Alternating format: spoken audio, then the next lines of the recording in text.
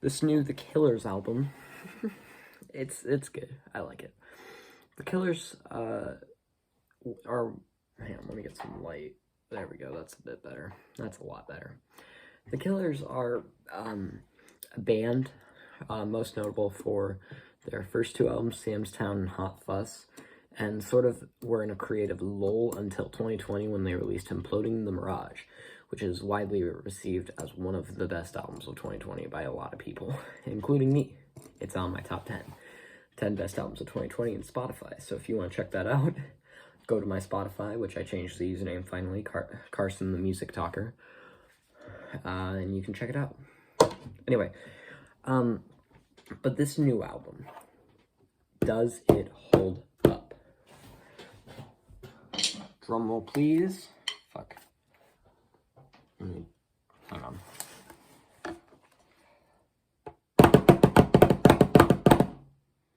Yes, kinda.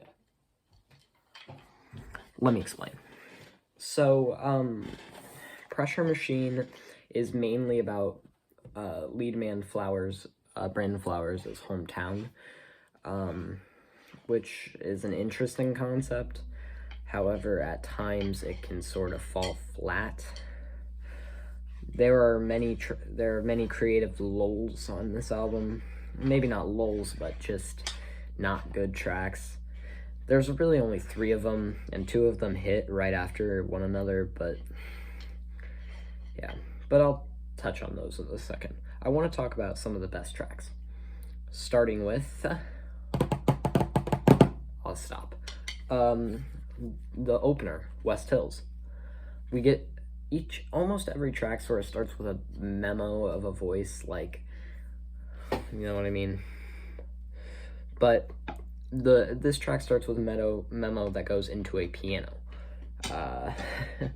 and a mandolin, and strings, because, you know, very Mr. Brightside type stuff.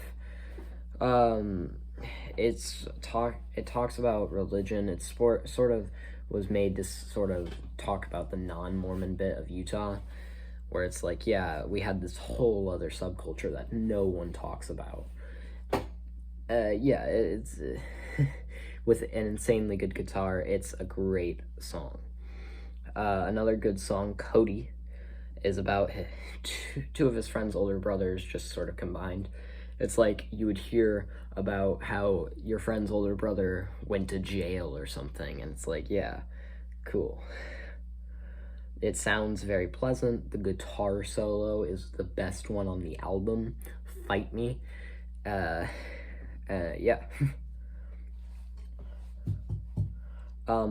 Desperate Things is another pretty good track. It's about a hometown scandal, more or less. Verse 1 is from a cop's perspective. You get a nice guitar line.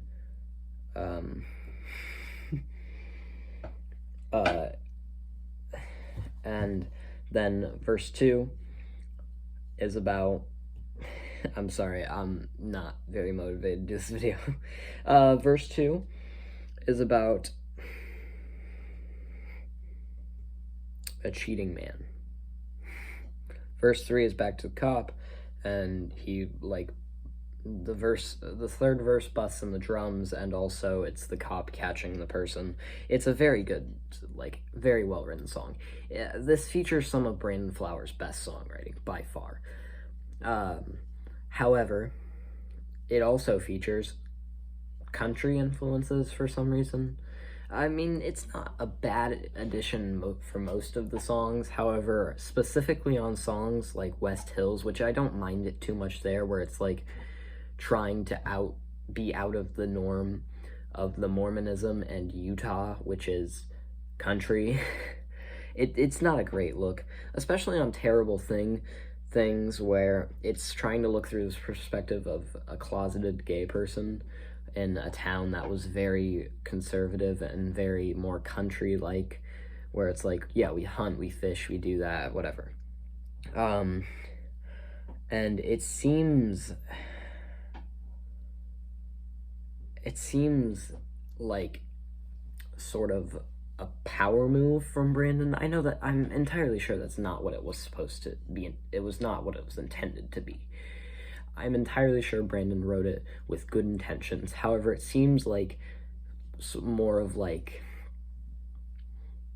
Ariana Grande and Justin Bieber writing Stuck With You in 2020.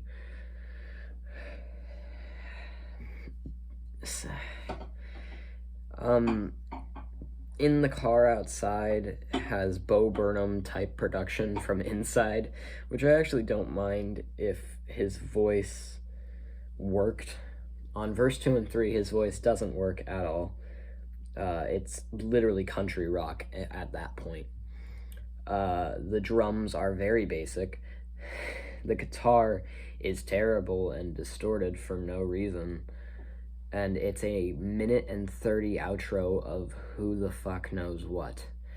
It's an annoying song for me. You might love it, and that's fine, but I just hate it.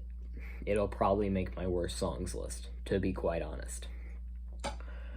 And then we get the second gut punch in Another Life, which is him basically questioning his choices, and if he lives up to his wife, for example. So the entire premise of the song is actually not a terrible premise, by the way.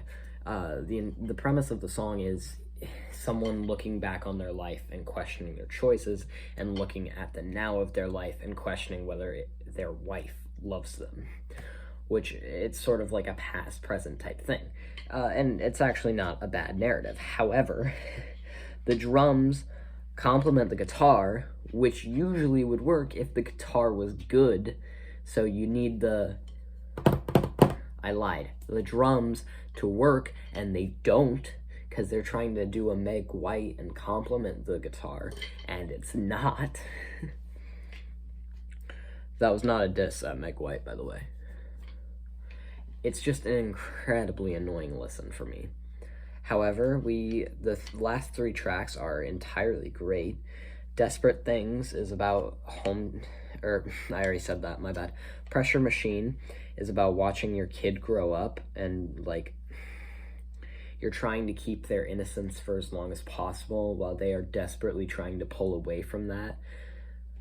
So it's very endearing, and it sounds so good. It is the lushest song on this thing.